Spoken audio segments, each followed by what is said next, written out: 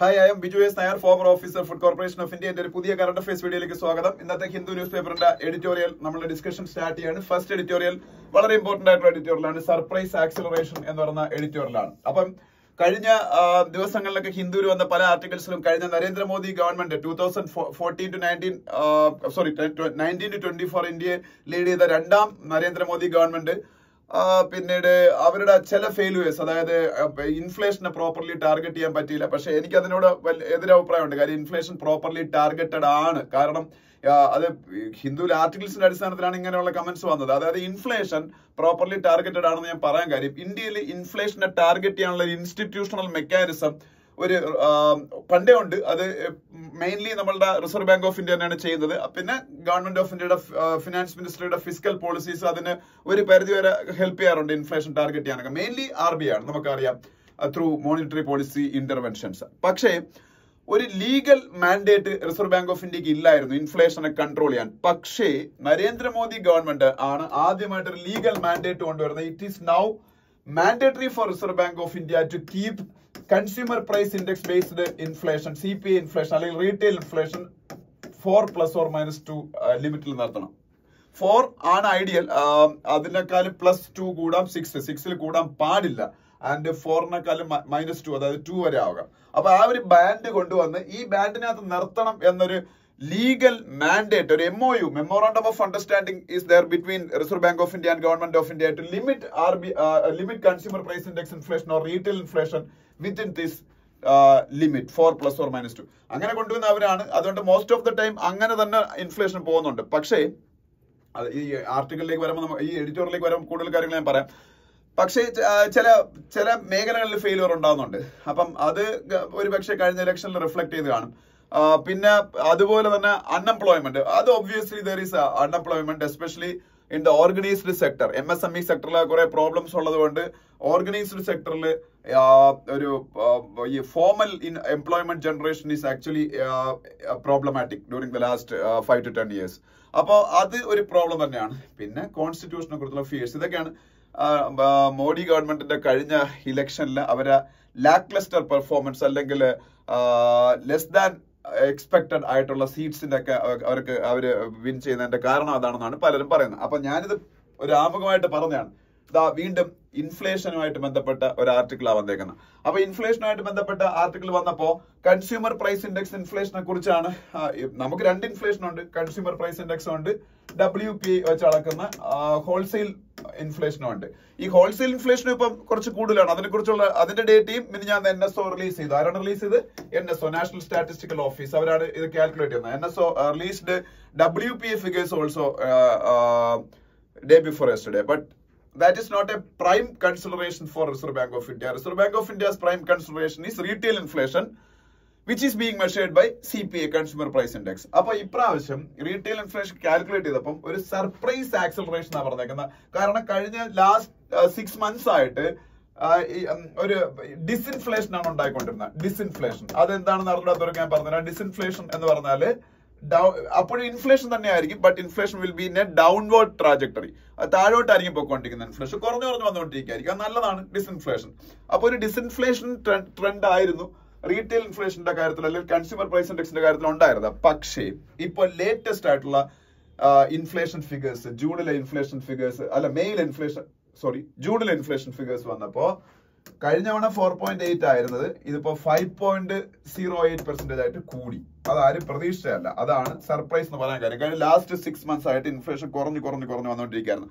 ആ പ്രോസസ്സിനെയാണ് ഡിസ്ഇൻഫ്ലേഷൻ എന്ന് പറയുന്നത്. ഓക്കെ, അതായിരുന്നു. അപ്പം അതിൽ നിന്ന് പെട്ടെന്ന് വീണ്ടും ഒരു ഇൻക്രീസ് ഉണ്ടാവുന്നു. അപ്പം അതുകൊണ്ടാണ് ഒരു സർപ്രൈസ് എന്ന് പറയാൻ കാരണം. ഇപ്പൊ ഈ എഡിറ്റോറിയൽ നമ്മൾ എടുത്ത് നോക്കുകയാണെങ്കിൽ ആക്ച്വലി നമുക്ക് ഭയങ്കര ബോറിംഗ് ആയിട്ട് തോന്നുന്നു എഡിറ്റോറിയൽ. കാര്യം ഈ എഡിറ്റോറിയലിന്റെ അകത്ത് ഫുൾ കുറെ ഫിഗേഴ്സ്, സീരിയൽസിന്റെ ഇൻഫ്ലേഷൻ കഴിഞ്ഞ മാസത്തെ അപേക്ഷിച്ച് എത്ര കൂടി, കഴിഞ്ഞ വർഷത്തെ അപേക്ഷിച്ച് എത്ര കൂടി, വെജിറ്റബിൾസിന്റെ ഇൻഫ്ലേഷൻ കഴിഞ്ഞ വർഷത്തെ അപേക്ഷിച്ച് എത്ര കൂടി, കഴിഞ്ഞ മാസത്തെ അപേക്ഷിച്ച് എത്ര കൂടി, ഇയർ ഓൺ ഇയറും പിന്നെ മന്ത് ഓൺ മന്തും അവർ പറയുന്നു. പിന്നെ വെജിറ്റബിൾസിന്റെ അകത്ത് തന്നെ ഏറ്റവും പ്രധാനപ്പെട്ട നമ്മള് മെയിൻ ആയിട്ടുള്ള വെജിറ്റബിൾ ഐറ്റംസ് നമ്മളെ ഇന്ത്യക്കാരന്റെ അതെന്ന് വെച്ചാൽ പൊട്ടറ്റോ, ടൊമാറ്റോ ആൻഡ് ഒനിയൻ ആണ്, ഒനിയൻ. അപ്പൊ ഇത് മൂന്നിന്റെയും പ്രൈസ് കഴിഞ്ഞ മാസത്തെ അപേക്ഷിച്ച് എത്ര കൂടി, കഴിഞ്ഞ വർഷത്തെ അപേക്ഷിച്ച് എത്ര കൂടി, അങ്ങനെ അങ്ങനെ പൾസസിന്റെ അങ്ങനെ ഓരോ ഫിഗേഴ്സ് എടുത്ത് അവർ അനലൈസ് ചെയ്തിരിക്കുക. അപ്പൊ അതൊരു എനിക്ക് പറയുമ്പോൾ ഒരു സ്റ്റാറ്റിസ്റ്റിക്കൽ അനാലിസിസ് പോലെ ആയിപ്പോ എനിക്കത് താല്പര്യമില്ല.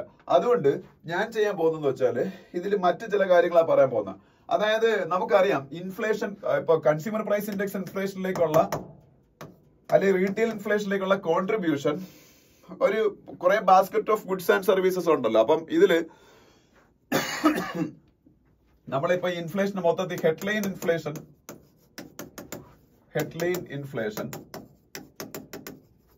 കോർ ഇൻഫ്ലേഷൻ, ഈ രണ്ട് ഫിഗേഴ്സ് നിങ്ങൾ പഠിച്ചു വെച്ചാണ്. ഹെഡ്ലൈൻ ഇൻഫ്ലേഷനും കോർ ഇൻഫ്ലേഷനും.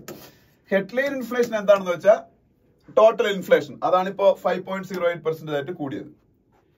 ഇനി ഹെഡ്ലൈൻ ഇൻഫ്ലേഷനിൽ നിന്ന് food inflation and fuel inflation ഇത് രണ്ടും സബ്സ്ട്രാക്ട് ചെയ്യും. ഹെഡ്ലൈൻ ഇൻഫ്ലേഷനിൽ നിന്ന് ഫുഡ് ഇൻഫ്ലേഷനും ഫ്യൂവൽ ഇൻഫ്ലേഷനും സബ്സ്ട്രാക്ട് ചെയ്യുമ്പോൾ കിട്ടുന്നതാണ് കോർ ഇൻഫ്ലേഷൻ. അപ്പൊ ഹെഡ്ലൈൻ ഇൻഫ്ലേഷനിൽ നിന്ന് ഫുഡ് ഇൻഫ്ലേഷനും ഫ്യൂവൽ ഇൻഫ്ലേഷനും കമ്പൈൻ ചെയ്തിട്ട് അത് സബ്സ്ട്രാക്ട് ചെയ്യും. അത് കുറയ്ക്കുമ്പോൾ കിട്ടുന്നതാണ് കോർ ഇൻഫ്ലേഷൻ. എന്തിനാ അങ്ങനെ ഒരു കോർ ഇൻഫ്ലേഷൻ കാൽക്കുലേറ്റ് ചെയ്യുന്നത്? നമുക്കറിയാം food inflation and fuel inflation ഇത് രണ്ടും ഏറ്റവും ഫ്ലക്ച്വേറ്റിംഗ് ആയിട്ടുള്ള ഇൻഫ്ലേഷൻ ആണ്. There will be always fluctuation in international oil prices. That's why fuel inflation will always fluctuate. And food inflation, നിങ്ങൾക്കറിയാം ക്ലൈമറ്റ് റീസൺസ് കൊണ്ടും പല കാരണങ്ങൾ കൊണ്ട് ഫുഡ് ഇൻഫ്ലേഷൻ ഇങ്ങനെ വേരി ചെയ്തുകൊണ്ടേയിരിക്കും എപ്പോഴും. സോ എക്സാക്ട് ആയിട്ട് കോർ ആയിട്ടുള്ള ഇൻഫ്ലേഷൻ കാൽക്കുലേറ്റ് ചെയ്യണമെങ്കിൽ ഈ രണ്ട് സാധനത്തിനെടുത്ത് മാറ്റണം. അങ്ങനെയാണ് കോർ ഇൻഫ്ലേഷൻ. അപ്പൊ core inflation is very much satisfactory. എപ്പോഴും കഴിഞ്ഞ 1-2 വർഷമായിട്ട് core inflation very much under control ആണ്. പിന്നെ എന്തുകൊണ്ട് അപ്പം കോർ ഇൻഫ്ലേഷൻ അത്രയും അണ്ടർ കൺട്രോൾ ആയതുകൊണ്ടാണ് ഈ ഫുഡ് ഇൻഫ്ലേഷനൊക്കെ 9%, 10% ഉണ്ട് ഫുഡ് ഇൻഫ്ലേഷൻ. എന്നിട്ട് overall inflation within that tolerance limit RBIയുടെ ഗവൺമെന്റ് ഓഫ് ഇന്ത്യ ആയിട്ടുള്ള MOUന്റെ അണ്ടറിലുള്ള ആ ടോളറൻസ് ലിമിറ്റ് നിൽക്കുന്ന. അപ്പം ഈ കോർ ഇൻഫ്ലേഷനും കൂടെ കുറച്ച് കൂടുതലായിരുന്നുള്ള അവസ്ഥ ഒന്ന് ആലോചിച്ച് നോക്കിയും ഇന്ത്യയുടെ ഇൻഫ്ലേഷൻ പിടിവിട്ട് പോയതായിരുന്നു. ഓക്കെ, അപ്പൊ ഇനി ഈ ഫുഡ് ഇൻഫ്ലേഷന്റെ പ്രോബ്ലം അതാ. ഫ്യൂവൽ ഇൻഫ്ലേഷനും ഇപ്പൊ അണ്ടർ കൺട്രോൾ ആണ്. ആക്ച്വലി കോർ ഇൻഫ്ലേഷനിൽ ഫ്യൂവൽ ഇൻഫ്ലേഷൻ ഇല്ലെങ്കിൽ പോലും ഫ്യൂവൽ ഇൻഫ്ലേഷനും ആക്ച്വലി വിത്തിൻ കൺട്രോൾ ആണ്. Because of the fact that international oil prices are not fluctuating in a very substantial way during the last 1 year. Even if there are turbulences in the global political scenario, especially in West Asia. West Asia is the main supplier of oil. Gulf region ഒക്കെ അണ്ടറിൽ വരുന്നതുകൊണ്ട് ഇപ്പൊ ഗാസയിൽ നടക്കുന്ന Israel നടത്തുന്ന യുദ്ധം പോലും actually ഈ ഫ്യൂവൽ ഇൻഫ്ലേഷൻ അത്രയ്ക്ക് കൂട്ടിയിട്ടില്ല. ഗ്ലോബൽ ഫ്യൂവൽ പ്രൈസസ് അത്രത്തോളം ഫ്ലക്ച്വേറ്റ് ചെയ്യുന്നതിന് കാരണമായിട്ടുള്ളത് യുക്രൈൻ റഷ്യ വാർ ഉണ്ടായപ്പോഴത്തേക്കും ഭയങ്കരമായിട്ട് കാരണമായിരുന്നു. അപ്പൊ അതുകൊണ്ട് ഫ്യൂവൽ ഇൻഫ്ലേഷനും അണ്ടർ കൺട്രോൾ ആണ്. പിന്നെ ഉള്ളത് ഫുഡ് ഇൻഫ്ലേഷൻ. അത് ഗവൺമെന്റിന് തീരെ കൺട്രോൾ ചെയ്യാൻ പറ്റാത്ത അവസ്ഥയിലേക്ക് പോയിക്കൊണ്ടിരിക്കുകയാണ്. അതില് ഏറ്റവും പെരിഷബിൾ ആയിട്ടുള്ള ടൊമാറ്റോയുടെ ഒക്കെ പ്രൈസ്, ഞാൻ പറഞ്ഞ ഒനിയന്റെ പ്രൈസ്, പൊട്ടറ്റോയുടെ പ്രൈസ്, ഇതൊക്കെ 27%, 30% ഇൻഫ്ലേഷൻ ആണ് അതിലൊക്കെ. അതുകൊണ്ടാണ് ഓവറോൾ ഫുഡ് ഇൻഫ്ലേഷൻ മാത്രം എടുക്കുമ്പോൾ ഏതാണ്ട് 10% ഫുഡ് ഇൻഫ്ലേഷൻ വരുന്നത്. അപ്പം ഇത് അതിന് ഒരു മെയിൻ കാരണം ഇന്ത്യയിലെ heat waves. Last 2 to 3 months, North India, not only North India, many parts of India witnessed heat waves. ഈ ഹീറ്റ് വേവ് സമയത്ത് ഫുഡ് ഗ്രെയിൻസിന്റെ പ്രൊഡക്ഷനും അല്ലെങ്കിൽ അല്ലെങ്കിൽ കൾട്ടിവേറ്റ് ചെയ്യപ്പെട്ട ഫുഡ് ഗ്രെയിൻസ് പലതും നാശം വന്നു പോയി. അപ്പം അതെല്ലാം നമ്മളുടെ ഇൻഫ്ലേഷണറി ട്രെൻഡ് ഫുഡിന്റെ കാര്യത്തിൽ ഇൻക്രീസ് ചെയ്യുന്നതിന് കാരണമായിട്ടുണ്ട്. പക്ഷെ ഇതിലൊരു അല്ലെങ്കിൽ ഒരു എന്താ പറയുക, ഒരു റിലീഫ് ഉണ്ടാക്കുന്ന ഒരു ന്യൂസ് നെക്സ്റ്റ് പേജിലുണ്ട്, അല്ല ബിസിനസ് പേജിലുണ്ട്. അവിടെ പറഞ്ഞേക്കുന്നത് ഇപ്പൊ ഹീറ്റ് വേവ് കണ്ടീഷൻസ് ഇപ്പോഴും ഇന്ത്യയിലെ ഏറ്റവും വലിയ ഫുഡ് ഗ്രെയിൻ പ്രൊഡ്യൂസിങ് സ്റ്റേറ്റുകളായിട്ടുള്ള പഞ്ചാബിലൊക്കെ നിലനിൽക്കുന്നുണ്ടെങ്കിലും ടോട്ടൽ കൾട്ടിവേഷൻ ഏരിയ അത്യാവശ്യം കൂടിയിട്ടുണ്ടെന്നാണ്. Total cultivation area. അപ്പൊ അതുകൊണ്ട് നമ്മളുടെ ഈ ഫുഡ് ഗ്രെയിൻസിന്റെ മുകളിലുള്ള പ്രഷർ അടുത്ത കമ്മിങ് 3 to 4 months ഒന്ന് കുറയുന്ന. പക്ഷെ അപ്പോഴും ഈ വെജിറ്റബിൾസിന്റെ കാര്യം പാടാണ്. സീരിയൽസിന്റെ ഒക്കെ കൾട്ടിവേഷനാണ് ഇപ്പം ഏരിയ വൈസ് കൂടിയിരിക്കുന്നത്. വെജിറ്റബിൾസിന്റെ കൾട്ടിവേഷൻ നടക്കുന്നുണ്ട്, പക്ഷെ പലതും പെരിഷബിൾ ആയിട്ടുള്ള കാര്യം ആയതുകൊണ്ട് പ്രോപ്പർ സ്റ്റോറേജ് ഫെസിലിറ്റിയും കാര്യങ്ങളൊന്നും ഇല്ലാത്തത് കൊണ്ടാണ് പലപ്പോഴും ഇത് പല പല ക്ലൈമാറ്റിക് കണ്ടീഷൻസ് കൊണ്ട് നാശം വന്നൊക്കെ പോകുന്നത്. അപ്പം അതൊരു വലിയ പ്രോബ്ലമാണ്. വെജിറ്റബിൾസ് ആണ് ഏറ്റവും കൂടുതൽ നമ്മളുടെ ഫുഡ് ഇൻഫ്ലേഷനിൽ കോൺട്രിബ്യൂട്ട് ചെയ്യുന്നത്. ഈ സീരിയൽസിൽ പോലും അത്രത്തോളം ഇൻഫ്ലേഷൻ ഇല്ല. വെജിറ്റബിൾസ് ആണ് ഈ 25%, 27% ഇൻഫ്ലേഷനിൽ നിൽക്കുന്നത്. അപ്പൊ അതിനെ കുറിച്ചാണ്. പക്ഷേ ഈ ഹിന്ദുവിന്റെ എഡിറ്റോറിയൽ ലാസ്റ്റ് പറയുന്ന വെച്ചാൽ IMDയുടെ പ്രഡിക്ഷൻസ്, IMDയുടെ എന്നുള്ള, അതായത് ഇന്ത്യയുടെ കാലാവസ്ഥാ നിരീക്ഷണ കേന്ദ്രം IMD, ഇന്ത്യൻ മെട്രോളജിക്കൽ ഡിപ്പാർട്ട്മെന്റിന്റെ ഡേറ്റ പ്രകാരം ഇപ്പോഴും ഇന്ത്യയിൽ പല സ്ഥലങ്ങളിലും റെയിൻ ഡെഫിഷ്യന്റ് ആണ്. 2% തൊട്ട് 5% വരെയൊക്കെ റെയിൻ ഡെഫിഷ്യന്റ് ആണ്. എസ്പെഷ്യലി ഇന്ത്യയിലെ പല പ്രൊഡ്യൂസിങ് സ്റ്റേറ്റുകളിലും, അതായത് ഈ അഗ്രികൾച്ചർ നന്നായിട്ടുള്ള സ്റ്റേറ്റുകളിലും. അപ്പം അതുകൊണ്ട് തന്നെ പിന്നെ IMD ബെറ്റർ ദാൻ എന്താ പറയുക, നോർമൽ മൺസൂണിനെക്കാളും സർപ്ലസ് മൺസൂണാണ് ഇപ്രാവശ്യം പ്രഡിക്ട് ചെയ്തേക്കുന്നത്. അതുകൊണ്ട് കമ്മിങ് വീക്സിൽ നന്നായിട്ട് മഴ പെയ്യുമെന്ന് പ്രതീക്ഷിക്കാം. അപ്പോൾ ഒരുപക്ഷെ ടോട്ടലി ഒരു പോസിറ്റീവ് ആയിട്ടുള്ള ഔട്ട്കം നമുക്ക് അഗ്രികൾച്ചർ സെക്ടറിൽ പ്രതീക്ഷിക്കാം. അപ്പോഴും വെജിറ്റബിൾസ് എന്ന് പറയുന്ന ഒരു പ്രശ്നം തന്നെയാണ്. അപ്പൊ ഇതാണ് ഹിന്ദുവിലെ ഫസ്റ്റ് എഡിറ്റോറിയൽ.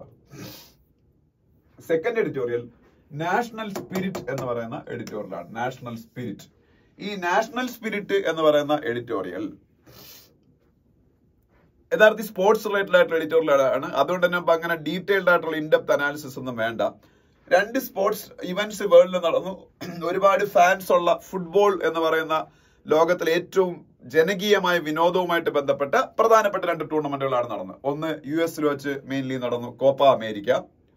2 യൂറോ കപ്പ് ജർമ്മനിയിൽ വെച്ച് നടന്നു.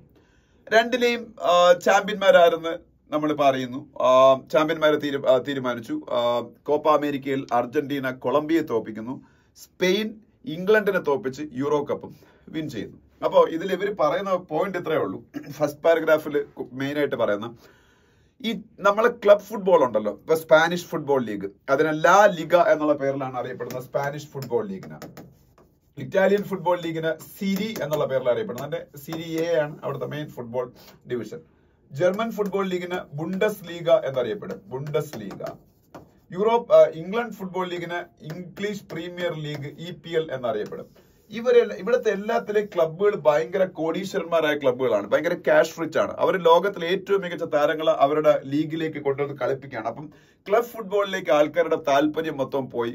അതുകൊണ്ട് ഇന്റർനാഷണൽ ഫുട്ബോൾ നമ്മളുടെ കൺട്രിക്ക് വേണ്ടിയിട്ടുള്ള ടൂർണമെന്റുകളിലെ ആൾക്കാർക്ക്, കൺട്രി വൈസ് ആയിട്ടുള്ള ടൂർണമെന്റുകളിലെ ആൾക്കാർക്ക് താല്പര്യം നഷ്ടപ്പെട്ടെന്നൊക്കെ ഒരു ഇതുണ്ടായിരുന്നു. പക്ഷെ അങ്ങനെയല്ല. കാരണം ഈ യൂറോ കപ്പ് സ്പെയിൻ വിൻ ചെയ്തതിനു ശേഷവും കോപ്പ അമേരിക്ക അർജന്റീന വിൻ ചെയ്തതിനു ശേഷവും ആ നാടുകളില് ആ ഫ്രണ്ട്സീഡ് ആയിട്ടുള്ള സെലിബ്രേഷൻസ് കാണുമ്പോൾ മനസ്സിലാവുന്നത് എപ്പോഴും സ്വന്തം രാജ്യം ഓരോരോ ഇന്റർനാഷണൽ ടൂർണമെന്റുകൾ ജയിക്കുമ്പോൾ ആൾക്കാരുടെ സന്തോഷം ക്ലബ് ഫുട്ബോളിലെ വിജയത്തിനെക്കാളും വളരെയധികം ആണ് എന്നുള്ള രീതിയിലാണ് ഇതിൽ പറയുന്നത്. പിന്നെ കുറെ താരങ്ങളുടെ കാര്യം. ഈ അർജന്റീന 16ാം തവണയാണ് കോപ്പ അമേരിക്ക വിൻ ചെയ്യുന്നത്. 16th time Copa America win ചെയ്യുന്നത്. യൂറോ കപ്പ് ഇവര് സ്പെയിൻ വിൻ ചെയ്യുന്ന 4th ടൈം ആണെന്ന് തോന്നുന്നു. ഓക്കെ. പിന്നെ ഓരോ ഈ ഇതിലെ പ്രധാനപ്പെട്ട ഈ 2 കോണ്ടിനെന്റൽ കോമ്പറ്റീഷൻസ് ആയിരുന്നല്ലോ. യൂറോ കപ്പ് എന്ന് പറഞ്ഞാൽ യൂറോപ്പിന് വേണ്ടിയിട്ടുള്ളതും Copa America mainly South America പിന്നെ നോർത്ത് അമേരിക്കയിലെ ചില രാജ്യം കൂടെ ചേർന്നതാണ്. അപ്പൊ ഇതില് ഉണ്ടായ പുതിയ താരോദയങ്ങളെ പേരുകളൊക്കെ പറയുന്നുണ്ട്. പിന്നീട് സ്പെയിന്റെ ലാമിൻ യമാൽ എന്ന് പറയുന്ന കളിക്കാരൻ, പിന്നീട് നിക്കോ വില്യംസ്, ജർമ്മനിയുടെ ജമാൽ മുസിയാല, വെനിസ്വേലയുടെ ജോൺ അരാംബോരു, അങ്ങനെയൊക്കെ കുറച്ച് ആൾക്കാരുടെ പേരുകൾ. പിന്നെ ഇതില് റിട്ടയർ ആവാൻ പോകുന്ന താരങ്ങള് അർജന്റീനയുടെ ഏഞ്ചൽ ഡി മരിയ റിട്ടയർ ആവുന്നു. അങ്ങനെ കുറച്ച് ജർമ്മനിയുടെ ടോണി ക്രൂസ് റിട്ടയർ ആവുന്നു. പിന്നെ വേൾഡിലെ എക്കാലത്തെ ഏറ്റവും മികച്ച ഫുട്ബോൾ പ്ലേയേഴ്സിൽ ഒരാളായ ലയണൽ മെസ്സിയും ക്രിസ്ത്യാനോ റൊണാൾഡോയും പക്ഷെ റിട്ടയർമെന്റിന്റെ യാതൊരു ന്യൂസും പറയുന്നില്ല. അങ്ങനെയൊക്കെ കുറെ കാര്യങ്ങൾ. പിന്നെ ഈ ജർമ്മനി അത്യാവശ്യം നല്ല രീതിയിൽ യൂറോ കപ്പ് സംഘടിപ്പിച്ചെങ്കിലും കോപ്പ അമേരിക്ക സംഘടിപ്പിച്ചത്, USA ആണ് കോപ്പ അമേരിക്ക നടന്ന വെന്യൂ, വളരെ മോശമായിട്ടാണ് സംഘടിപ്പിച്ചത്. ആ സംഘാടനത്തിലെ പോരായ്മകളുടെ പേരിൽ US ഒരുപാട് ക്രിറ്റിസിസം നേരിടുന്നു എന്നൊക്കെയാണ് ഈ എഡിറ്റോറിയൽ പറഞ്ഞത്. വേറെ നമ്മളെ പറയാനില്ല. ഓക്കെ. പിന്നെ centralised examinations have not aced the test എന്ന് പറയുന്ന ആർട്ടിക്കിൾ. അത് നമ്മൾ പറഞ്ഞുകൊണ്ടിരിക്കുന്ന കാര്യമാണ്, അതിൽ വേറെ ഒന്നും പറയാനൊന്നുമില്ല. അത്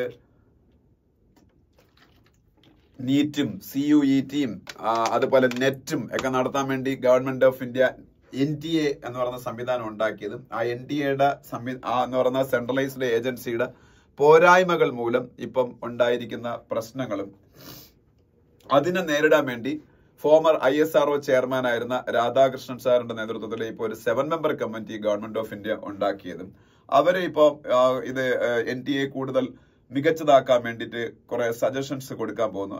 അതിനു വേണ്ടിയിട്ട് കുറച്ച് അവര് എന്തൊക്കെയാണ് അവർ പഠിക്കേണ്ടെന്നുള്ള കാര്യമൊക്കെ ഗവൺമെന്റ് ഓഫ് ഇന്ത്യ കൊടുത്തിട്ടുണ്ട്. അതിന്റെ അടിസ്ഥാനത്തിലായിരിക്കും അവർ സജഷൻസ് ഉണ്ടാക്കാൻ പോകുന്നത്. അപ്പൊ അതിനെ കുറിച്ചാണ്. പക്ഷേ ഈ ആർട്ടിക്കിളിലെ ഒരു മെയിൻ പോയിന്റ് എന്ന് പറയുന്നത് അതല്ല. ഈ സെൻട്രലൈസ്ഡ് പാറ്റേൺ ഓഫ് എക്സാം ഏതാണ്ട് 24 ലക്ഷം പേരൊക്കെയാണ് നീറ്റൊക്കെ എഴുതുന്നത്. അപ്പം അവിടെ ഈ എന്താ പറയുക മാൽ പ്രാക്ടീസസിനുള്ള ചാൻസ് സെൻട്രലൈസ്ഡ് രീതിയിൽ നടക്കുമ്പം കൂടുതലാണെന്നും അതിന് പകരം ഡീസെൻട്രലൈസ്ഡ് ആയിട്ട് സ്റ്റേറ്റ് ലെവലിൽ ഓരോ സ്റ്റേറ്റുകളായിട്ട് എക്സാം നടത്തണം. പക്ഷെ അതിനുള്ള ഒരു common format government of India ഉണ്ടാക്കി ആ ഗൈഡ് ലൈനിന്റെ അടിസ്ഥാനത്തിലായിരിക്കണം നടത്തേണ്ടതെന്നാണ് ഇവരുടെ ഒരു മെയിൻ സജഷൻ എന്ന് പറയുന്നത്.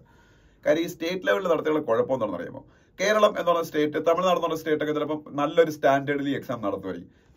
ഞാൻ കുറ്റപ്പെടുത്തുന്നതല്ല, ബീഹാറിനെ എന്നൊരു ഞാൻ സ്റ്റീരിയോ ടൈപ്പ് ചെയ്യുന്നതല്ല. പക്ഷെ ബീഹാർ പോലുള്ള സ്റ്റേറ്റുകളിൽ അവരെന്ത് ചെയ്യുമെന്ന് വെച്ചാൽ അവർ ചിലപ്പം കുറച്ചുകൂടെ ഒരു ലീനിയന്റ് ആയിട്ടുള്ള എക്സാം ആയിരിക്കും നടത്തുന്നത്. ഞാൻ ഒരു എക്സാമ്പിൾ പറഞ്ഞതല്ല, ബീഹാറിനെ ഞാൻ ബീമാരു സ്റ്റേറ്റുകളുടെ കൂട്ടത്തിലുള്ളതായതുകൊണ്ട് ഞാൻ അങ്ങനെ ഡീഗ്രേഡ് ചെയ്ത് പറഞ്ഞതല്ല. അപ്പം പല പല സ്റ്റേറ്റുകൾ ഓരോരോ സ്റ്റാൻഡേർഡിലായിരിക്കും നടത്തുന്നത്. അപ്പോൾ ഒരു യൂണിഫൈഡ് സ്റ്റാൻഡേർഡിൽ നമ്മളെ ഇന്ത്യയിലെ ഡോക്ടർമാരും ഒക്കെ ഉണ്ടാകണം എന്നുള്ള ഒരു അടിസ്ഥാനത്തിലാണ് ഈ നീറ്റ് എന്ന് പറയുന്ന ഒരു സെൻട്രലൈസ്ഡ് എക്സാം ഒക്കെ വരുന്നതും NTA എന്ന് പറയുന്ന ഏജൻസിയുടെ അണ്ടറിൽ നടപ്പാക്കാൻ തീരുമാനിച്ചേക്ക്. അപ്പൊ അതുകൊണ്ട് ഈ ഡീസെൻട്രലൈസേഷൻ നടപ്പാക്കുന്നതൊക്കെ നല്ലത് തന്നെ. പക്ഷെ നടപ്പാക്കുമ്പോൾ സ്ട്രിക്ട്ലി അണ്ടർ സെൻട്രൽ ഗവൺമെന്റിന്റെ ഒരു ഫോർമുലേറ്റ് ചെയ്ത സ്റ്റാൻഡേർഡിന്റെ അടിസ്ഥാനത്തിൽ എല്ലാ സ്റ്റേറ്റും നടത്തുന്നത് ഉറപ്പുവരുത്തിയാൽ അത് നല്ലതാണ്. കാര്യം ഓരോ സ്റ്റേറ്റും ആകുമ്പോൾ അവർക്ക് അത്രയും ആപ്ലിക്കൻസിന് ഡീൽ ചെയ്താൽ മതിയല്ലോ. അപ്പൊ കുറച്ചുകൂടെ ഈ പ്രോബ്ലംസ് സോൾവ് ചെയ്യാൻ പറ്റും. സെൻട്രലൈസേഷനെക്കാളും എപ്പോഴും ഡീസെൻട്രലൈസേഷൻ ആണല്ലോ നല്ലത്. പിന്നെ രണ്ടാമത് അവർ പറയുന്നത് വെച്ചാല് നമ്മളെ സ്കൂൾ എഡ്യൂക്കേഷൻ സിസ്റ്റത്തിലെ മാർക്കും കൂടി ഇതിൽ ആഡ് ചെയ്യണമെന്നാണ്. പക്ഷെ അതും എനിക്കത്ര താല്പര്യമുള്ളതല്ല. പണ്ട് കേരളത്തിലൊക്കെ ഒരു കാലഘട്ടത്തിൽ അങ്ങനെ എടുക്കുമായിരുന്നു. അതിന്റെ അടിസ്ഥാനത്തിലാണ് ഇവിടെ ഒരുപാട് മാർക്ക് തിരുത്തൽ പ്രശ്നങ്ങളൊക്കെ ഉണ്ടായാണ് ഈ എൻട്രൻസ് എന്നുള്ള സംവിധാനം തന്നെ കേരളത്തിലൊക്കെ വരുന്നത്. അപ്പൊ അതുകൊണ്ട് സ്കൂൾ മാർക്ക് എടുത്ത എത്രത്തോളം അത് എഫിഷ്യന്റ് ആയിരിക്കും എന്ന് അറിഞ്ഞുകൂടാ. അപ്പം അതും ഇവരൊരു സജഷൻ ആയിട്ട് പറയുന്നുണ്ട്. പിന്നെ അവർ പറയുന്ന ഒരു കാര്യം, അത് വളരെ ന്യായമായ കാര്യമാണ്. ഈ സ്കൂൾ എഡ്യൂക്കേഷന് ഇപ്പൊ ആരും വലിയ പ്രാധാന്യം കൊടുക്കുന്നില്ല. സ്കൂൾ എഡ്യൂക്കേഷന് പ്രാധാന്യം കൊടുക്കാതെ ഇവരൊക്കെ എല്ലാവരും പേരൻസ്, എസ്പെഷ്യലി ഇതുപോലുള്ള ഭയങ്കര ആംബീഷ്യസ് ആയിട്ടുള്ള പേരൻസ് ചെയ്യുന്നതെന്ന് വെച്ചാൽ കോച്ചിങ് ഫാക്ടറിയിൽ കൊണ്ട് കുട്ടികളാക്കിയാണ്. ഇപ്പൊ നീറ്റ് ആയിരുന്നാലും ഏത് എക്സാം ആണെങ്കിലും. അപ്പൊ ഈ കോച്ചിങ് ഫാക്ടറികൾ ഒരു 6ാം ക്ലാസ് അല്ലെങ്കിൽ 8ാം ക്ലാസ് തൊട്ട് ഈ കുട്ടികളെ അവര് ഈ പരീക്ഷ എഴുതിയെടുക്കാൻ വേണ്ടിയിട്ടുള്ള രീതിയിലായിരിക്കും അവർ പഠിപ്പിച്ചുകൊണ്ട് വരുന്നത്. അപ്പൊ ഈ പരീക്ഷ എഴുതിയെടുക്കാൻ വേണ്ടിയിട്ടുള്ള യന്ത്രങ്ങൾ മാത്രമായി കുട്ടികൾ മാറുന്നു. സ്കൂളിലെ ഒരു വാല്യൂ ബേസ്ഡ് എഡ്യൂക്കേഷൻ ഒന്നും ഒരു പ്രാധാന്യം കൊടുക്കുന്നില്ല. അപ്പൊ ആ എഡ്യൂക്കേഷൻ സിസ്റ്റത്തിൽ ഈ കുട്ടി അപ്പം ആ രീതിയിലല്ല കുട്ടികൾ ഇപ്പം വളർന്നു വരുന്നത്. അപ്പൊ അതുകൊണ്ട് തന്നെ യഥാർത്ഥ ഒരു മൂല്യബോധമുള്ള ഇന്ത്യൻ സിറ്റിസൺസ് ആയിട്ട്, നാളെയുടെ സിറ്റിസൺസ് ആയിട്ട് വളർന്നവരുണ്ട് ഈ കുട്ടികൾക്ക് ഈ സ്കൂൾ എഡ്യൂക്കേഷന്റെ അഭാവം കൊണ്ട് ജസ്റ്റ് ഇതുപോലുള്ള ഒരു ഡോക്ടറോ എഞ്ചിനീയറോ ആയിട്ട് മാത്രം വളർന്നു വരാൻ വേണ്ടിയിട്ടാണ് ഈ കോച്ചിങ് ഫാക്ടറികളിൽ അവർ പഠിപ്പിക്കുന്നത്. അത് വലിയൊരു പ്രോബ്ലമാണ്. അതുകൊണ്ട് സ്കൂൾ എഡ്യൂക്കേഷന് കൂടുതൽ പ്രാധാന്യം കൊടുക്കാൻ വളരെയധികം ശ്രദ്ധിക്കണം. അങ്ങനെയൊക്കെയുള്ള സജഷൻസ് ആയി പറഞ്ഞേക്കണം. ഓക്കെ, പിന്നെ താഴോട്ട് വരുമ്പം heat waves are evaporating the right to play എന്ന് പറഞ്ഞൊരു ആർട്ടിക്കിൾ കാണാം. ഞാൻ ആക്ച്വലി ഇത് എന്തിനാണ് ഇതൊക്കെ ഞാൻ ഡിസ്കസ് ചെയ്യുന്നതെന്ന് വെച്ചാല്, ഇപ്പൊ ഇത് കാണുന്ന സിവിൽ സർവീസ് പ്രിപ്പയർ ചെയ്യുന്നവരുണ്ട്, ബാങ്ക് ടെസ്റ്റിന് പ്രിപ്പയർ ചെയ്യുന്നവരുണ്ട്, SSCക്ക് പ്രിപ്പയർ ചെയ്യുന്നവരുണ്ട്, എനിക്കറിയാം. അപ്പം ചിലപ്പോൾ ഇത് ഞാൻ പറയുന്ന ആർട്ടിക്കിൾസ് നിങ്ങളുടെ എക്സാം പോയിന്റ് ഓഫ് വ്യൂ ഒന്നും ഇമ്പോർട്ടൻ്റ് ഒന്നും ആയിരിക്കത്തില്ല. പക്ഷെ സ്റ്റിൽ നിങ്ങളൊരു അവയർനെസ് എല്ലാത്തിനെയും കുറിച്ച് ഉണ്ടാക്കുക, പിന്നെ റീഡ് ചെയ്യുക. അതിന് വേണ്ടിയിട്ടാണ് ഓരോന്നിനെയും കണ്ടന്റ് ഞാൻ പറയുന്നത്. അത് കമ്പൽസറി ആയിട്ട് നിങ്ങൾ വായിച്ചേ തീരുവൊന്നുമില്ല. ഞാൻ ജസ്റ്റ് ഒരു സിനോപ്സിസ് പറഞ്ഞു പോകുന്നേ ഉള്ളൂ. അപ്പൊ നിങ്ങൾക്ക് ആവശ്യമില്ലാത്ത കാര്യങ്ങളാണെങ്കിൽ നിങ്ങൾക്ക് വിടാം. അതല്ലെന്നുണ്ടെങ്കിൽ ആവശ്യം ഇല്ലാത്ത കാര്യമാണെങ്കിലും ഒരു എന്താ പറയുന്ന ഈ വിഷയങ്ങളെ കുറിച്ച് അനലൈസ് ചെയ്യാനുള്ള ഒരു താല്പര്യത്തിലൂടെ ഇത് വായിച്ചാൽ നിങ്ങൾക്ക് എവിടെയെങ്കിലും ഒക്കെ ഉപയോഗമായിരിക്കും അത് എപ്പോഴും. ഓക്കെ, അപ്പൊ ഇത് heat waves are evaporating the right to play എന്ന് പറയുന്ന ആർട്ടിക്കിൾ എന്തിനെ കുറിച്ചാണെന്ന് ചോദിച്ചാല്, യുണൈറ്റഡ് നേഷൻസ് ഈ വർഷം ജൂൺ 11, അതായത് June 11, 2024 international day of play ആയിട്ടാണ് ഡിക്ലെയർ ചെയ്തേക്കുന്നത്. യുണൈറ്റഡ് നേഷൻസ് ജൂൺ 11, അത് കഴിഞ്ഞ മാസമായിരുന്നു, കഴിഞ്ഞു. ഇപ്പൊ ജൂലൈ ഇന്നിപ്പോ 17 ആയില്ലേ. June 11, 2024 was declared as international day of play by United Nations. എന്തുകൊണ്ടാണെന്ന് വെച്ചാൽ നമ്മളുടെ കുട്ടികളില്, എനിക്ക് ഒരു മോനുണ്ട്. അപ്പൊ ഞാൻ സ്വാഭാവികമായിട്ടും അവന്റെ കാര്യത്തിൽ ഭയങ്കര എന്താ പറയുന്ന പൊസസീവും പ്രൊട്ടക്റ്റീവും ഒക്കെ ആയിരിക്കും. അപ്പം ചിലപ്പോൾ ഞാൻ കളിക്കാനൊന്നും വിടാതെ അവനെ വീടിന്റെ അകത്ത് പിടിച്ചിരുത്തി ചിലപ്പോൾ കുറച്ച് ടോയ്സോ ഗെയിംസോ ഒക്കെ മേടിച്ചു കൊടുത്തൊക്കെ ആയിരിക്കും കളിപ്പിക്കുന്നത്. അതായത് ഇൻഡോർ ചിലപ്പം ലെവലിൽ അവർ ചിലപ്പോൾ ഒരു ഗെയിമോ അല്ലെങ്കിൽ ഒക്കെ കിട്ടുന്നുണ്ടായിരിക്കും. പക്ഷെ ഞാൻ ഭയങ്കര കൺസേൺഡ് ആയിട്ടുള്ള പേരന്റാണ്, ചിലപ്പോൾ ഞാൻ ഔട്ട്ഡോർ ആക്ടിവിറ്റീസ് അവനെ തടയും. സത്യത്തിൽ അത് വലിയ തെറ്റാണ്. പല പേരൻസും അങ്ങനെ ചെയ്യും. അപ്പം യഥാർത്ഥത്തിൽ ഈ ഔട്ട്ഡോർ ഗെയിംസിൽ കൂടെ മാത്രമേ ഒരു കുട്ടിയുടെ കോഗ്നിറ്റീവ് ഡെവലപ്മെന്റ് നടക്കുന്നുള്ളൂ. അവരുടെ ഒരു സോഷ്യൽ ആനിമൽ ആയിട്ട് അവൻ വളർന്നു വരുന്നത് ഇത്തരത്തിലുള്ള പ്ലേകളിൽ കൂടെയാണ്, മറ്റ് കുട്ടികളോടുള്ള ഇന്ററാക്ഷൻസിൽ കൂടെയാണ്. So open spaces should be there in each and every part of our എന്താ പറയുന്ന ഹാബിറ്റാറ്റ്. അപ്പം എന്നാൽ മാത്രമേ ആ കുട്ടികൾക്ക് കളിക്കാനും വളരാനുള്ള സാഹചര്യം ഉണ്ടാവും. അതിനെക്കുറിച്ചൊരു അവയർനെസ് ഉണ്ടാക്കാനാണ് ഈ ഇന്റർനാഷണൽ ഡേ ഓഫ് പ്ലേ ഒക്കെ ജൂൺ 11 അവര് UN ആണ് അങ്ങനെ ഡിക്ലെയർ ചെയ്തത്. പക്ഷേ ഇപ്പൊ സംഭവിച്ചുകൊണ്ടിരിക്കുന്ന ഒരു കാര്യത്തിനെ കുറിച്ചാണ് ഈ ആർട്ടിക്കിളിൽ പറയുന്നത്. നമ്മളെ ഇന്ത്യ എസ്പെഷ്യലി വേൾഡ് മുഴുവൻ ആ പ്രോബ്ലം ഉണ്ടെങ്കിലും സൗത്ത് ഏഷ്യൻ റീജിയൻ ആണ് ഈ കൂട്ടത്തിൽ ഏറ്റവും വൾണറബിൾ ആ കാര്യത്തിൽ. സൗത്ത് ഏഷ്യൻ റീജിയൻ എന്ന് പറയുമ്പോൾ ഇന്ത്യ ഉൾപ്പെടുന്ന റീജിയൻ. ഇന്ത്യ സൗത്ത് ഏഷ്യയിലാണല്ലോ. Heat waves. അപ്പൊ ഈ ഹീറ്റ് വേവ്സ് മൂലം കുട്ടികൾക്ക് പുറത്തു പോയി കളിക്കാനുള്ള സാഹചര്യങ്ങൾ നഷ്ടപ്പെടുന്നു. അതൊരു കാര്യം. രണ്ടാമത്തെ കാര്യം, ഈ സ്ലം ഏരിയയിലൊക്കെ താമസിക്കുന്ന കുട്ടികൾ അവർക്ക് ഓപ്പൺ സ്പേസസ് കളിക്കാൻ മിക്കവാറും കാണത്തില്ല. അങ്ങനെ ഉണ്ടെങ്കിൽ പോലും അവിടെ മിക്കവാറും ഈ ഗാർബേജ് ഡംപിങ് ആയിരിക്കും പലപ്പോഴും നടക്കുന്നത്. അപ്പൊ കുട്ടികൾക്ക് കളിക്കാനുള്ള അവസരങ്ങൾ നഷ്ടപ്പെടും. അപ്പൊ ഇതിന് ഉള്ള കുറച്ച് പരിഹാര നടപടികൾ ഗവൺമെന്റുകൾ എടുക്കേണ്ടതിന്റെ ആവശ്യകതയെ കുറിച്ചാണ് ഈ ആർട്ടിക്കിളിൽ പറയുന്നത്. പിന്നെ രണ്ടാമതായിട്ട് ഈവൻ നമ്മളുടെ മുനിസിപ്പൽ അല്ലെങ്കിൽ പഞ്ചായത്ത് അഡ്മിനിസ്ട്രേഷന്റെ കണ്ടറിലെ പാർക്കുകൾ കാണും. ഈ പാർക്കുകൾ പോലും പലപ്പോഴും ചില സമയങ്ങളിൽ അടച്ചിടുന്ന ഒരു രീതിയൊക്കെ ഉണ്ട്. ഒരു ഡേയിൽ തന്നെ ഇത്ര സമയം ഉപയോഗിക്കാൻ പറ്റും. പക്ഷെ അങ്ങനെയല്ല, അത് പൂർണ്ണമായിട്ട് ഓപ്പൺ ചെയ്ത് കൊടുത്ത് കുട്ടികൾക്ക് അത് എപ്പോഴും ആക്സസിബിൾ ആക്കണം. പിന്നെ ഈ പാർക്കുകൾ എന്ന് പറഞ്ഞാൽ കുട്ടികൾക്ക് വേണ്ടി മാത്രമുള്ളതല്ല, അത് ചിൽഡ്രൻസ് പാർക്കാണ് കുട്ടികൾക്ക് വേണ്ടി മാത്രമല്ല, മുതിർന്നവരും കൂടി യൂസ് ചെയ്യുന്ന പാർക്കുകളാണെന്നുണ്ടെങ്കിൽ ഈ കുട്ടികൾക്കും കൂടെ അവിടെ കോഹാബിറ്റാറ്റ് ചെയ്യാനുള്ള ഒരു അവസരം ഉണ്ടായി കൊടുക്കേണ്ട കാര്യങ്ങൾ അതൊക്കെയാണ് ഈ ആർട്ടിക്കിളിൽ പറയുന്നത്. ഇത് ഒരു എൻവയോൺമെന്റ് പോയിന്റ് ഓഫ് വ്യൂവിലാണ് ഇതിൽ ഡിസ്കസ് ചെയ്തേക്കുന്നത്. അതുകൊണ്ട് തന്നെ പൂർണ്ണമായിട്ട് നമുക്ക് കുട്ടികളുടെ മാത്രം പോയിന്റ് ഓഫ് വ്യൂലാണെന്ന് പറയാൻ പറ്റില്ല. അപ്പൊ കുട്ടികളുടെ പോയിന്റ് ഓഫ് വ്യൂവിൽ കൂടെ എൻവയോൺമെന്റും കൂടെ ഇൻക്ലൂഡ് ചെയ്ത്, അതായത് നമ്മുടെ ഹീറ്റ് വേവ്സും ഒക്കെ ഇതിൽ ഫാക്ടറായിട്ട് വരുന്നുണ്ട്. ഹീറ്റ് വേവ് ആണ് ഇതിൽ മെയിൻ വിഷയം. അപ്പൊ അതുകൊണ്ട്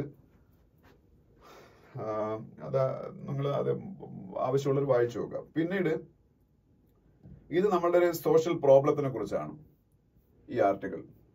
trying juveniles as adults is not the answer എന്ന് പറയുന്ന ആർട്ടിക്കിളാണ്. അത് എന്തിനെ കുറിച്ചാണെന്ന് ഞാൻ പറഞ്ഞുതരാം. നമ്മളുടെ കുട്ടി കുറ്റവാളികളുണ്ട്. ഈ ഇടയ്ക്ക് പൂനെയിൽ നടന്ന ഒരു കാർ ആക്സിഡന്റ് ഇൻസിഡന്റിനെ കുറിച്ചാണ് ഈ പറഞ്ഞേക്കുന്നത്. അതില് ഒരു കുട്ടി 16 വയസ്സെങ്ങാണ്ടേ ഉള്ളൂ, മദ്യപിച്ചിട്ട് കാർ ഓടിച്ചു. വലിയ കോടീശ്വരനായിട്ടുള്ള ഒരു കൺസ്ട്രക്ഷൻ കമ്പനി ഉടമയുടെ മകനാണ്. അപ്പൊ ഈ കുട്ടി കൊണ്ട് രണ്ട് യുവാക്കളെ ഹിറ്റ് ചെയ്യുന്നു. ആക്സിഡന്റ് ഉണ്ടാവുന്നു, രണ്ടുപേരും മരിക്കുന്നു.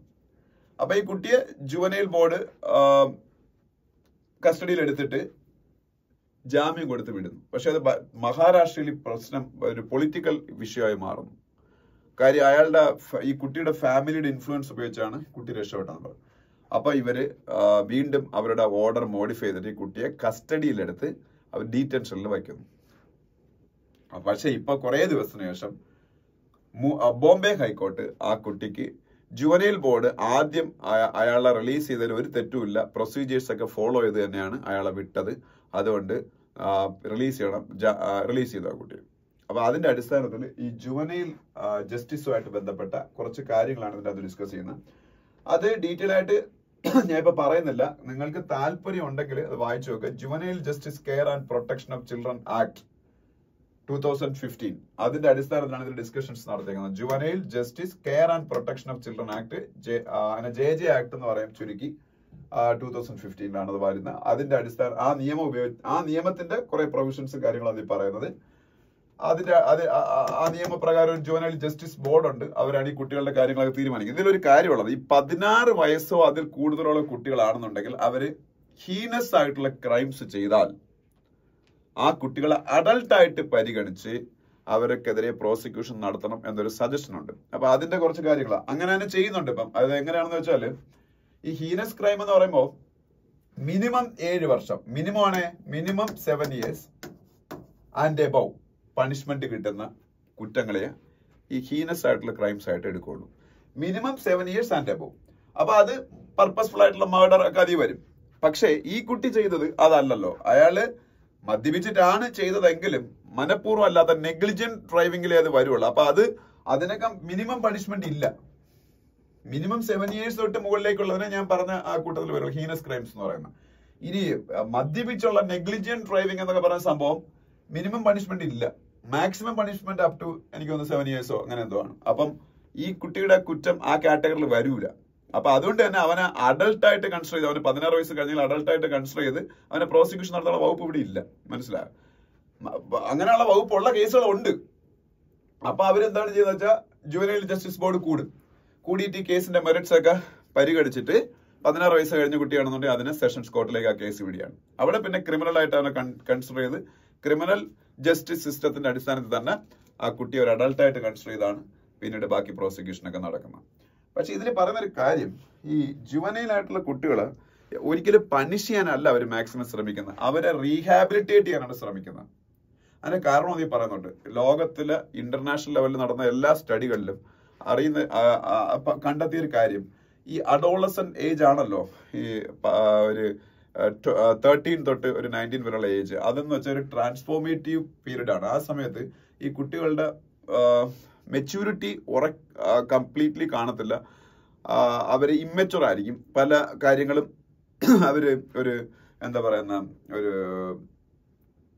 പെട്ടെന്ന് തീരുമാനങ്ങൾ എടുത്ത് ചിലപ്പോൾ തെറ്റുകളായിരിക്കും ചെയ്യുന്നത്.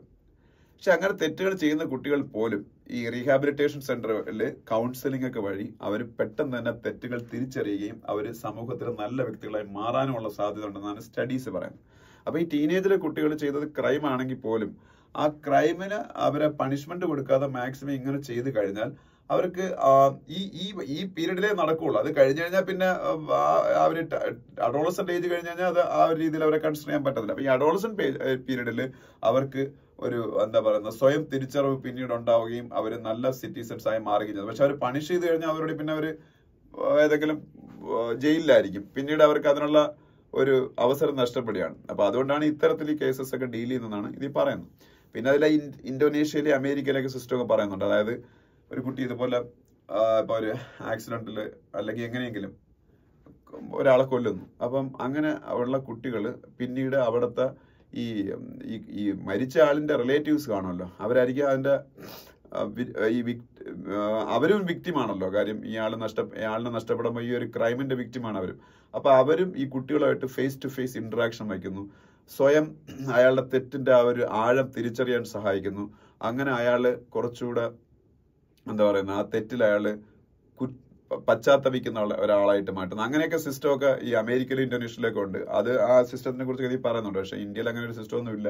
അപ്പൊ എന്തായാലും നമ്മളുടെ ഈ ഇപ്പം പൂനെയിൽ നടന്ന ആ ഒരു സംഭവത്തിന്റെ അടിസ്ഥാനത്തിൽ ആൾക്കാർ ആ കുട്ടിയെ അഡൾട്ടായിട്ട് കൺസിഡർ ചെയ്ത് പ്രോസിക്യൂട്ട് ചെയ്യണം എന്ന് പറയുന്നതിലെ തെറ്റുകൾ ആണ് ഈ പക്ഷെ അതിലെ പ്രൊവിഷനും ഇല്ല. അപ്പം അതിനുള്ള പ്രൊവിഷനും ഈ നമ്മുടെ നിയമത്തിലില്ല. Juvenile justice care and protection of children ആക്ടിന്റെ അടിസ്ഥാനത്തിൽ ഇവർ ഡിസ്കസ് ചെയ്യുന്ന പ്രൊവിഷനിൽ ഞാൻ പറയാൻ കാര്യം ഇതൊരു ഹീനസ് ക്രൈം അല്ല. ആണെങ്കിൽ അതിനുള്ള പ്രൊവിഷൻ ഉണ്ടായിരുന്നു. ഇത് നെഗ്ലിജന്റ് ഡ്രൈവിംഗിന്റെ അണ്ടറിൽ വരുന്നത്. അതൊരു ക്രിമിനൽ ഒഫൻസ് തന്നെയാണ്. Criminal offence of serious nature തന്നെയാണ്. പക്ഷെ മിനിമം പണിഷ്മെന്റ് പ്രിസ്ക്രൈബ് ചെയ്തിട്ടില്ല. മാക്സിമം പണിഷ്മെന്റ് കിട്ടിയാലും 7 years അബവ് കിട്ടത്തില്ല. അപ്പൊ അതുകൊണ്ട് അവനെ അഡൾട്ടായിട്ട് കൺസിഡർ ചെയ്ത് അവനെ പ്രോസിക്യൂട്ട് ചെയ്യാൻ പറ്റത്തില്ല. അപ്പൊ അതൊക്കെയാണ് ഇത് പറയുന്നത്.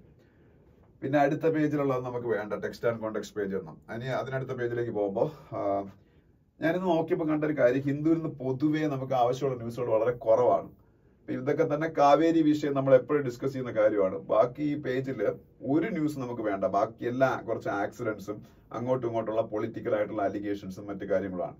ഇനി അതിനടുത്ത പേജിലേക്ക് പോയാൽ നമുക്ക് ആവശ്യമുള്ള ഒരു കാര്യം എനിക്ക് പറയാനുണ്ട് ഇവിടെ. ഒരു കാര്യം എന്താണെന്ന് വെച്ചാൽ, with 2 new judges, Supreme Court back to its full judicial strength എന്ന ഒരു ആർട്ടിക്കിൾ കാണാം. സുപ്രീം കോടതിയുടെ ഫുൾ ജുഡീഷ്യൽ സ്ട്രെങ്ത് എന്താണെന്ന് നിങ്ങൾ അറിഞ്ഞിരിക്കണം. സുപ്രീം കോടതിയുടെ ഫുൾ ജുഡീഷ്യൽ സ്ട്രെങ്ത് എന്ന് പറഞ്ഞാൽ 34 ആണ്. അതായത് including chief justice of India, the full strength of Supreme Court of India is 34. 34 judges ചേർന്നാണ് സുപ്രീം കോർട്ട്. ഈ ഇടയ്ക്കാണ് അത് 34 ആക്കിയത്. Previously it was 32. I think up to last year it was 32, and after that government of India decided to enhance the number of judges in Supreme Court to 34, including Chief Justice of India. Okay. അപ്പൊ ഇപ്പൊ അത് ഇടയ്ക്ക് വെച്ച് കുറച്ച് vacancies ഉണ്ടായിരുന്നു. ആ vacancies എല്ലാം fill ചെയ്ത് കഴിഞ്ഞപ്പോ ഇപ്പൊ വീണ്ടും 34 ആയി. ഈ കൊളീജിയം സിസ്റ്റം വഴിയാണ് അത് ഫില്ല് ചെയ്യുന്നതൊക്കെ അറിയാമായിരിക്കും. Collegium system supreme court senior most ആയിട്ടുള്ള 5 ജഡ്ജസ് എന്നാ എന്റെ വിശ്വാസം. 5 അല്ലെങ്കിൽ 6, 5 ജഡ്ജസ് എന്നാ എനിക്ക് തോന്നുന്നത്. Chief justice of India plus 4 senior most judges of Supreme Court, they form the collegium in Supreme Court, and they will decide the various candidates of for selecting as Supreme Court judges and High Court judges. High Court judges ആയിട്ട് ആരെ വേണം, supreme court judges ആയിട്ട് ആരെ വേണം എന്ന് select ചെയ്യാം. കാൻഡിഡേറ്റ്സിനെ select ചെയ്യാനേ പറ്റുള്ളൂ. കാൻഡിഡേറ്റ്സിനെ സെലക്ട് ചെയ്യാം. But appointment will be done by President of India after careful scrutiny of law ministry of India. Law ministry of India scrutinize ചെയ്തതിനു ശേഷം പ്രസിഡന്റ് അത് അപ്പോയിന്റ് ചെയ്യാം. അപ്പൊ അപ്പോയിന്റ് ചെയ്യുന്നവരാണ്, കൊളീജിയമാണ് ഇത് ആരെ വേണമെന്ന് സെലക്ട് ചെയ്യുന്നത്. പക്ഷെ അതൊരു ഫ്ലവേഡ് ആയിട്ടുള്ള ഒരു സംഭവമാണ്. ആക്ച്വലി അത് that is an opaque system. In almost all the modern democracies in the world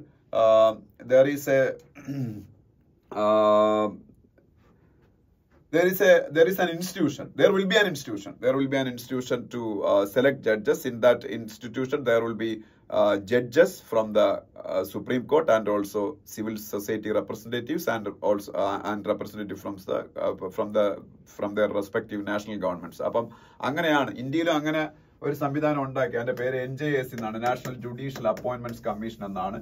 അത് 6 members ഉള്ളൊരു സംവിധാനമായിരുന്നു. 6 members ഉള്ള ഒരു സംവിധാനം. അതിൽ ചീഫ് ജസ്റ്റിസ് ഓഫ് ഇന്ത്യയും 2 senior most judges of supreme court, അങ്ങനെ 3 ആൾക്കാർ അവിടെ നിന്ന്. ഒരാള് പിന്നെ law minister of India, law minister, പിന്നെ 2 സിവിൽ സൊസൈറ്റിയിലെ 2 പ്രോമിനന്റ് പേഴ്സണാലിറ്റീസ്. അങ്ങനെ 3+1 4+2 6 ആയിരുന്നു NJSയിലെ ആൾക്കാരുടെ എണ്ണം. National judicial appointments commission. That was intended to replace collegium system. That was intended to replace the opaque collegium system. To ensure more transparency in the selection of judges of various high courts of India and Supreme Court, this institution, NJSC, National Judicial Appointments Commission, was proposed or formed. Not only proposed, it was formed also through a parliament, through a legislation in the Parliament of India in 2014 or 15. But later, Supreme Court of India scrapped NJSC, citing it as anti-constitutional. Anti-constitutional ആണെന്ന് പറഞ്ഞ് supreme court of India ഇത് scrap ചെയ്തു. അപ്പൊ അതുകൊണ്ട് again that collegium system is back. ഇപ്പൊ collegium system തന്നെയാണ് വീണ്ടും ജഡ്ജസിനെ തീരുമാനിക്കുന്നത്. അതറിഞ്ഞിരിക്കുക.